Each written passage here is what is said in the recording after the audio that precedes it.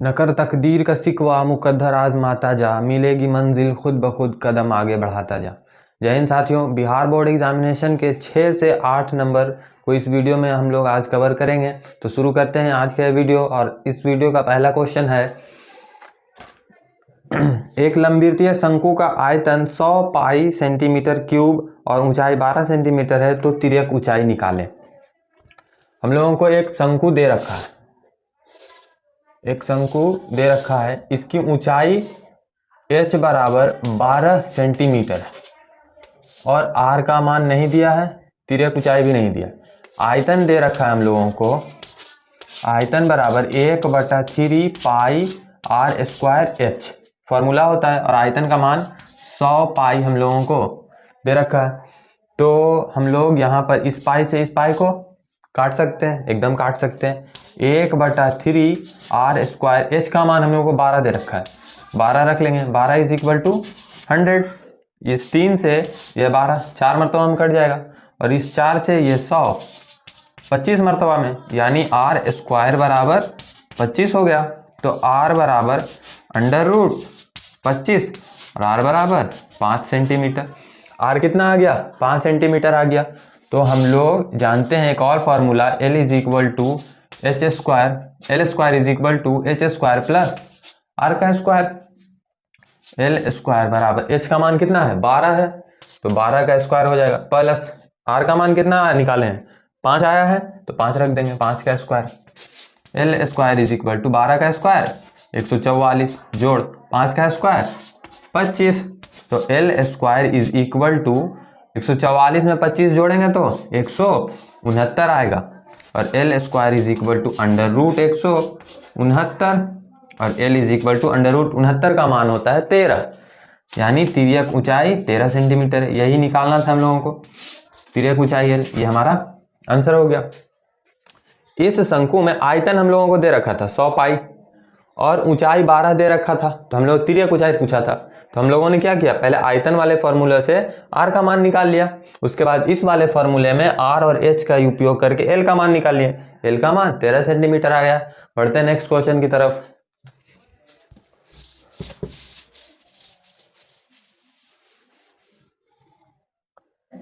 Next question है, a का मान ज्ञात करें जिसके लिए बिंदु P एवं Q के बीच की दूरी 1 सेंटीमीटर है। एक बिंदु है P, इसका निर्देशांक है -a,4, और एक दूसरा बिंदु है Q, इसका निर्देशांक है a,3। इस a का मान निकालना है जिसके लिए इस बिंदु के बीच की दूरी 1 है। कितनी है? 1 है। तो हम लोग दूरी का फॉर्मूला क्या जानते हैं? दूरी का फॉर्मूला होता है x1 माइनस x2 का whole square plus y1 minus y2 का होल स्क्वायर पर अंडर रूट। यही होता है फॉर्मूला।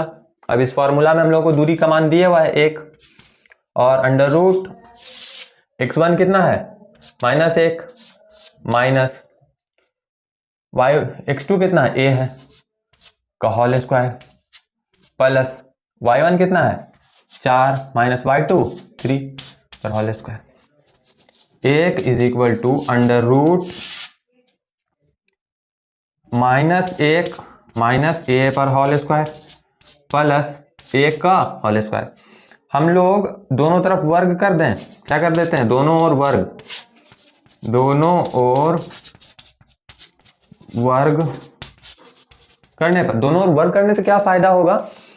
इस पे वर्ग कीजिएगा तो 1 का स्क्वायर तो 1 ही रह जाएगा, लेकिन इसका स्क्वायर कीजिएगा तो रूट हट जाएगा। इस वजह से हम लोग क्या कर रहे हैं? वर्ग कर दे रहे हैं दोनों ओर वर्ग कीजिएगा, 1 का स्क्वायर 1 ही रह गया, और इसका वर्ग करने पे क्या हो गया? -1 माइनस a पर होल स्क्वायर हो गया प्लस 1। अब इस 1 से इस 1 को काट सकते हैं हम लोग, सिमिलर है, इस वजह से कट गया। इसके भी आगे प्लस थे, इसके आगे प्लस थे, इससे 1 कट गया।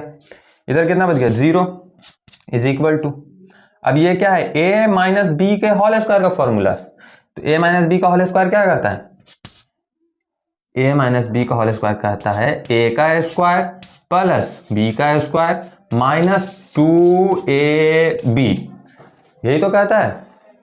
0 इज इक्वल टू क्या हो गया? 1 का स्क्वायर माइनस 1 का स्क्वायर 1 प्लस a का square minus minus plus 2a। अब इसको हम लोग सरिया के लिख देते हैं, a square plus 2a plus 1 is equal to 0। इस ऊपर वाले लाइन को ऐसे लिख सकते हैं, ठीक, a square plus A plus A plus 1 is equal to 0, ऐसे भी लिख सकते हैं हम लोग। अब इसको यहां मैं लिख लेता हूं, इसमें से इसको एज इट इज यहीं पे लिख लेते हैं, ए का square plus A plus 1 is equal to 0। अब इसमें से देखिए हम लोग ए कॉमन ले सकते हैं, हाँ ले सकते हैं। ए स्क्वायर था लेकिन अब स्क्वायर बचेगा, एक तो ए तो निकल गया, सिर्फ एक ए बचेगा, प्लस यहाँ से एक बच जाएगा, फिर प्लस एक कॉमन लीजिए इस दोनों में से, तो क्या आएगा, ए प्लस 1 इज इक्वल टू 0। और इस दोनों में a प्लस 1 और a प्लस 1 कॉमन है, a प्लस 1 कॉमन ले लीजिए, तो क्या बच गया, इसमें a बच गया और इसमें 1 बच गया, इज इक्वल टू 0।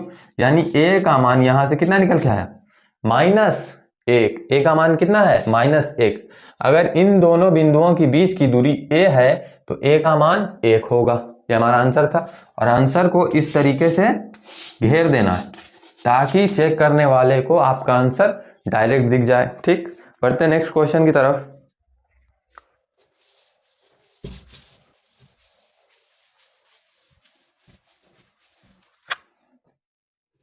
उस बिंदु का निर्देशांक ज्ञात करें जो बिंदु इतना इतना को मिलाने वाली रेखाखंड को 3:1 के अनुपात में विभाजित करती है। दो बिंदु दे रखा है, एक बिंदु है -4, और एक और बिंदु है 8, 5। इन दो बिंदुओं को अंतः विभाजित करने वाली बिंदु का निर्देशांक ज्ञात करना है। इन दो बिंदुओं के बीच मिलाने वाली रेखा को अंतः विभाजित कर रही है एक बिंदु, और किस अनुपात में अंतः विभाजित कर रही है, तो 3:1 के अनुपात में विभाजित कर रही है। तो कहीं यहां से कर रही होगी, ये भाग 3 होगा और एक भाग 1 होगा। इस बिंदु का निर्देशांक ज्ञात करना है। मान लेते हैं इस बिंदु का निर्देशांक xy है, कोई दिक्कत, xy मान सकते हैं। तो यहां से हम लोगों को m1 का मान कितना पता चला, 3, और m2 का मान 1। हम लोग निर्देशांक निकालने का फॉर्मूला क्या जानते हैं, x y का निर्देशांक निकालने का formula m1 x1 plus m2 x2 बटा m1 plus m2, comma m1 y1 plus m2 y2 बटा m1 प्लस m2, ये होता है फॉर्मूला। जिससे क्या निकलेगा, इस x, y का मान निकल जाएगा i। m1 का मान कितना है, 3 रख देंगे, x1 का मान यहाँ 4 इंटू, इसको दशमलव ना समझ लें इस वजह से ऐसे कर देते हैं, ठीक है। 3 गुने 4 जोड़ 1 गुने 8 बटा 4, कॉमा m1 का मान 3 गुने y1 -3 जोड़ m2 1 और y2 5 बटा में 4, m1 प्लस m2 4। आइए 4 तिया 12 जोड़ 8 है कम 8 बटा में 4, कॉमा -9 प्लस में 5 बटा में 4, 12 और 8 20 बटा 4, कॉमा -4 बटा 4। तो इससे कितना मरतम कटेगा, 5 मरतम, यानी 5, -1 हमारा आंसर है। यानी इन दो बिंदुओं को मिलाने वाली रेखा को 3 अनुपात में ये बिंदु यानी 5, 1 जो है 3:1 के अनुपात में अंतः विभाजित कर रहा है। हमारा आंसर ये हो गया, इसको घेर देते हैं आंसर। बढ़ते हैं नेक्स्ट क्वेश्चन की तरफ।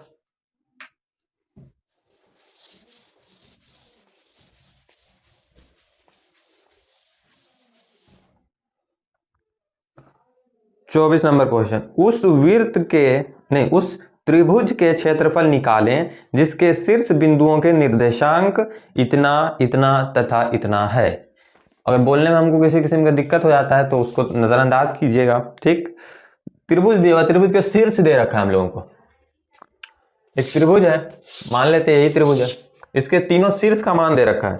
इस शीर्ष को मान लेते हैं हम लोग 2, 3, इसको मान लेते हैं 4,5 और इसको 6,2। तो इसके निर्देशांक दिए हुआ है और पूछा क्या है, इस वृत्त का क्षेत्रफल। तो क्षेत्रफल निकालने का फॉर्मूला तो याद होना चाहिए। फॉर्मूला क्या है, क्षेत्रफल का फॉर्मूला है 1/2 x1 into y2 minus y3 plus x2 y3 minus y1 plus x3 y1 minus y2। ये फॉर्मूला हुआ, डर की ब्रैकेट छूट गया था, दे दिया। 1/2 x1 का मान 2 मान लेते हैं, 2 तो y2 कितना हो जाएगा 5 माइनस y3 फिर 2 प्लस x2 4 है, y3 2 minus y1 3 plus x3 6 y1 3 minus y2 5। ठीक, अब इसको सॉल्व कीजिए। 1/2 5 में से 2 गया तो 3 और 3 दूनी 6। कैसे हुआ 6? 5 में से 2 गया तो 3 और 3 में 2 से गुना किया तो 6। प्लस का सिंबल है, सिंबल है प्लस। 2 में से -3 गया -1 और -1 और 4 को गुना कीजिए तो -4। ठीक है, फिर आ जाए प्लस का सिंबल है। 5 में से -3 में से -5 गया तो -2 और -2 को 6 से गुना कीजिएगा तो -12। ठीक, 1/2 6 घटाओ 4 घटाओ 12 कैसे हुआ, plus minus minus plus minus minus. ठीक है, अब 12 4 16 लेकिन माइनस में 1/2 6 माइनस 16। अब -6 में से -16 जाएगा तो कितना आएगा -10/2, काटने पर -5 आएगा। क्षेत्रफल तो यहाँ माइनस में आ गया, लेकिन क्षेत्रफल कभी भी माइनस में नहीं होता है, इस वजह से क्षेत्रफल को हम लोगों को पॉजिटिव में ले लेना है। लिख देंगे क्षेत्रफल इज इक्वल टू 5, आंसर हो गया हमारा। ठीक है, क्षेत्रफल माइनस में भले आया है लेकिन आप मेन आंसर जो लिखिएगा उसमें माइनस नहीं लिखना है, क्योंकि क्षेत्रफल कभी भी माइनस में नहीं होता है। ठीक है, पढ़ते हैं नेक्स्ट क्वेश्चन की तरफ।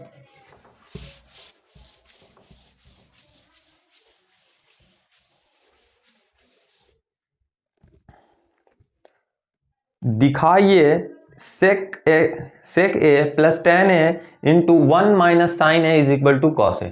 सिद्ध करने का है, क्या सिद्ध करना हम लोगों को कि sec a plus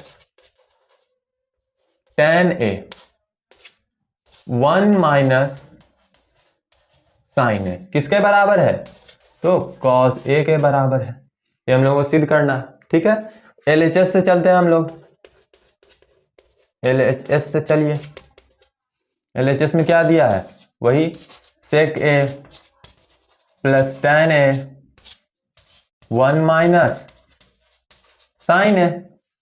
sec a को हम लोग लिख सकते हैं 1/cos a plus tan a को क्या लिखेंगे हम लोग, sin a बटा cos a।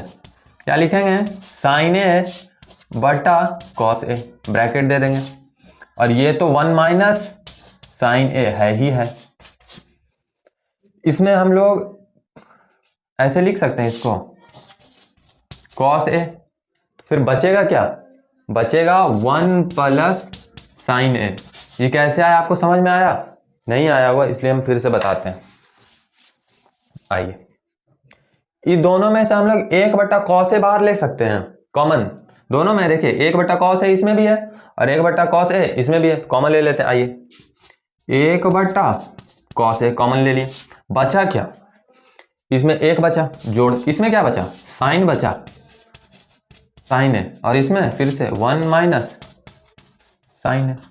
क्या, इसको हम लोग ऐसे लिख सकते हैं 1 प्लस साइन है और 1 माइनस साइन है बटा कॉस ए लिख सकते हैं, एकदम लिख सकते हैं। अब फिर देखिए ध्यान से, बहुत ध्यान से, एक फॉर्मूला देखिए, ए स्क्वायर माइनस बी का स्क्वायर क्या होता है, ए प्लस बी और a minus b, same to same. देखिए a plus b, a minus b, तो क्या हो जाएगा, a square minus b square, a square minus b square, अब बटा में कॉस ए।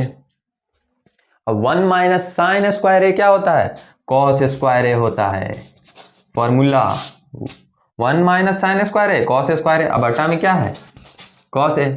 इस कॉस ए से स्क्वायर कट जाएगा, बचा क्या, कॉस ए, और यही तो RHS है, देखिए ध्यान से, यही तो RHS है, इसलिए क्या हो गया, इसलिए LHS बराबर हो गया RHS। Proved, proved. इस तरीके से सॉल्व कीजिएगा। बढ़ते हैं नेक्स्ट क्वेश्चन की तरफ।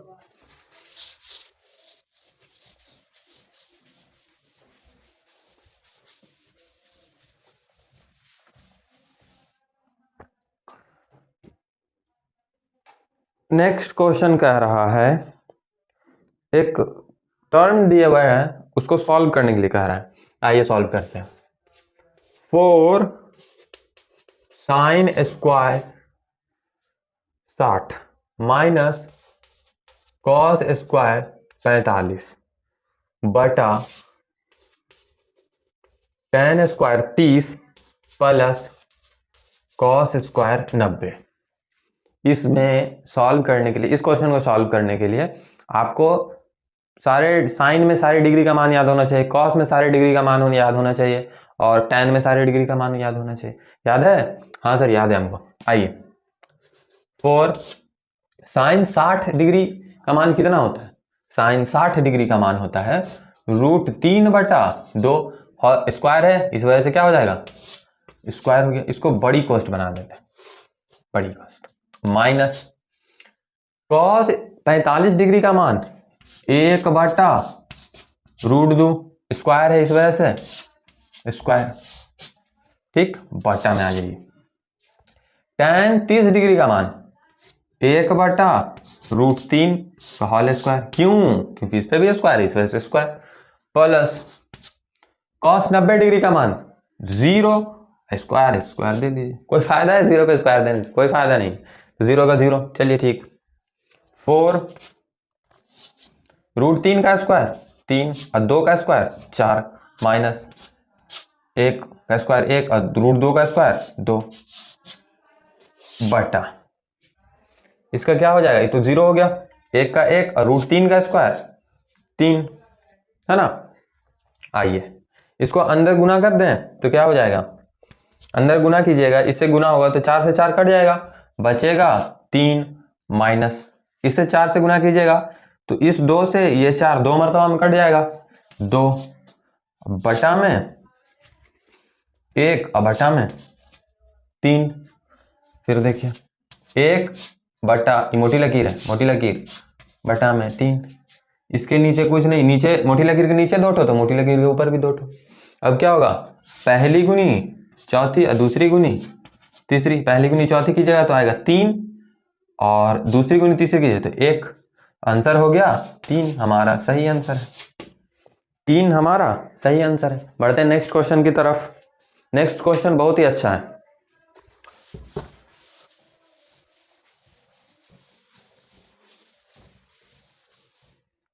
नेक्स्ट क्वेश्चन कह रहा है, एक त्रिभुज है PQR जिसमें कोण Q 90 डिग्री है।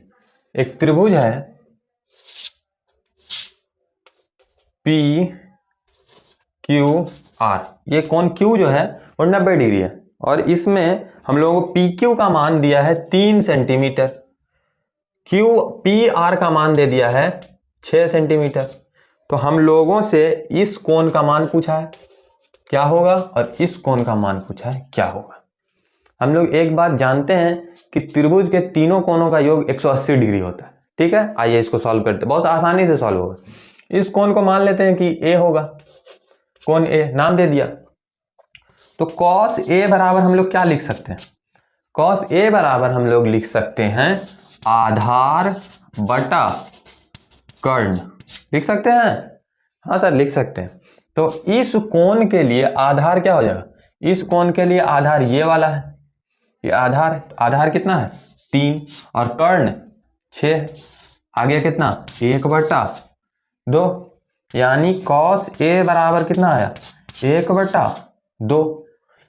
1/2 को हम लोग क्या लिख सकते हैं, कॉस 30 डिग्री लिख सकते हैं, है ना। यानी ए का मान कितना निकल के आया 30 डिग्री, ये 30 डिग्री निकल के आ गया, ये 90 है तो ये 60 होगा, है ना। हम लोग लिख देंगे कोण, किसको ए माने थे, इस वाले कोण को क्यू पी आर को, Q P R is equal to 30 degree.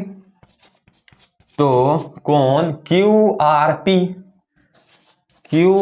P बराबर 60 डिग्री होगा। यही दोनों कोण का तो मान पूछा था आंसर। कितना अच्छा क्वेश्चन था। बढ़ते नेक्स्ट क्वेश्चन की तरफ।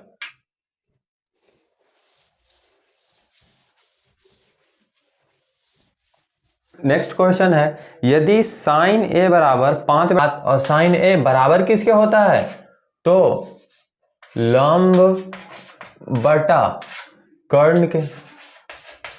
यानी कि हम लोगों को लंब का मान कितना दे रखा है, लंब का मान 5 हो गया और कर्ण का मान हो गया 7। तो हम लोग आधार का मान निकाल सकते हैं। आधार का बराबर क्या फॉर्मूला है, आधार बराबर फॉर्मूला है अंडर रूट कर्ण का स्क्वायर माइनस लंब का स्क्वायर। कर्ण है कितना 7 का स्क्वायर माइनस लंब कितना है 5 का स्क्वायर का अंडर रूट। 7 का स्क्वायर कितना होता है 49 माइनस 25 का स्क्वायर, 5 का स्क्वायर 25 पहले ही बोल दिए सॉरी।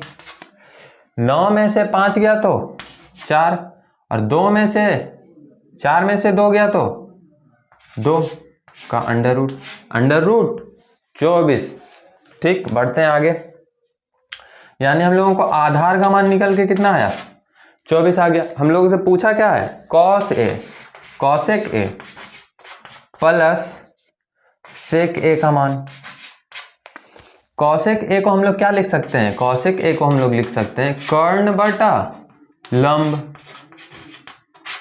प्लस सेक ए को क्या लिख सकते हैं हम लोग, सेक ए को हम लोग लिख सकते हैं कर्ण बटा आधार। इसी फॉर्मूला के लिए, बस यहीं पर आधार के लिए मैंने आधार निकाला है।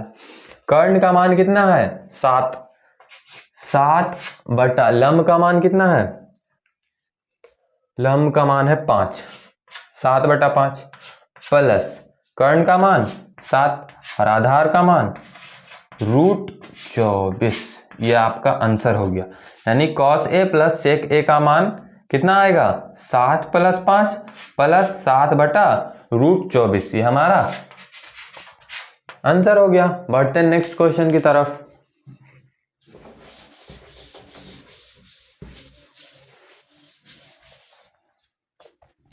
दो सिक्के को एक साथ उछाला जाता है तो ठीक 2 शीर्ष आने की प्रायिकता क्या होगी। 2 सिक्के हैं, देखिए एक ये सिक्का हो गया, एक ये सिक्का हो गया। एक सिक्के में 2 पहलू होते, एक होता है हेड और दूसरा होता है टेल। इस सिक्के में भी 2 पहलू, एक हेड और एक टेल। तो दोनों सिक्के को एक साथ उछालने पर कुल परिणाम क्या क्या है। देखिए एक बार उछालिए तो हो सकता है कि हेड ही आ जाए, हो सकता है कि दोनों पे टेल हो, या फिर एक पे हेड हो और एक पे टेल हो, या पहले वाले पे ही टेल और दूसरे वाले पे हेड हो। यानी 2 सिक्के को एक बार उछालने पर कुल परिणाम की संख्या कितनी है 4 है। यानी हम लोगों को NE का मान मालूम हो गया कि 4 और NS यानी कि हेड आने की प्रायिकता क्या है, दोनों सिक्के पे हेड आने की प्रायिकता क्या है, तो 1 है। सिर्फ एक ही बार ऐसा हो सकता है कि दोनों सिक्के पर हेड आएगा। तो पॉसिबिलिटी क्या होगा, PE बराबर फॉर्मूला नहीं, ये NS है, NS बराबर 4 और NE बराबर 1।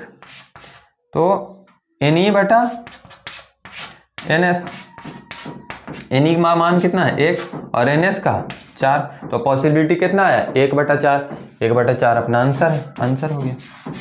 दो सिक्के को एक साथ उछालने पर कुल संभव परिणामों की संख्या 4, और हेड आने की प्रायिकता कितनी हो जाएगी 1/4, टेल आने की प्रायिकता 1/4। ठीक है, हम लोगों का नेक्स्ट क्वेश्चन है निम्नलिखित बंटन का माध्य निकालें। बंटन लिख लेते हैं हम लोग, चर x,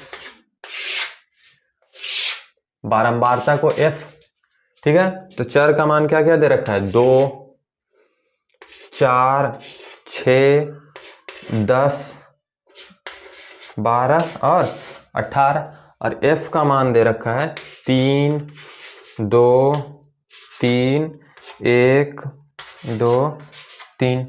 माध्य निकालने का फॉर्मूला क्या है, माध्य बराबर सिग्मा xf बटा सिग्मा f तो हम लोग निकाल लेंगे 5, 1 6, 3 9, 9 2 12 और 12 नहीं 9 2 11, 11 3 14, यानी सिग्मा f तो हम लोगों का 14 है, लेकिन सिग्मा xf निकालने के लिए पहले हम लोगों को xf निकालना होगा। तो xf निकाल लेते हैं। xf कैसे निकले, x और f को गुना करने पे निकलेगा। तो 3 दूनी 6, 4 दूनी 8, 6 तिया 18, 10 एक कम 10, 12 दूनी 24, 18 तिया 54। अब सिग्मा xf निकाल लेते हैं। सिग्मा xf निकल जाएगा आपको, आइए जोड़ लेते हैं, 54 जोड़ 24 जोड़ 10 जोड़ 18 जोड़ 8 और जोड़ 6, 4 4 8, 8 4 16, 16 4 24, 24 6, 30 के 0 हाथ में 3, 2 2 4, 4 5 9, 9 3 12, 120। सिग्मा xf कितना आ गया 120 आ गया, यहाँ रख देते हैं 120 बटा में 14, 120 बटा 14, 2 से काटिएगा तो ये 60 मरतबा में, और इसको 2 से काटिएगा तो 7 मरतबा में, कितना आ गया 60 बटा 7। इसको भागा दीजिएगा तो आंसर आएगा 8.571, हमारा माध्य हो जाएगा, आंसर आ गया। मिलते हैं नेक्स्ट वीडियो में, तब तक के लिए जय हिंद।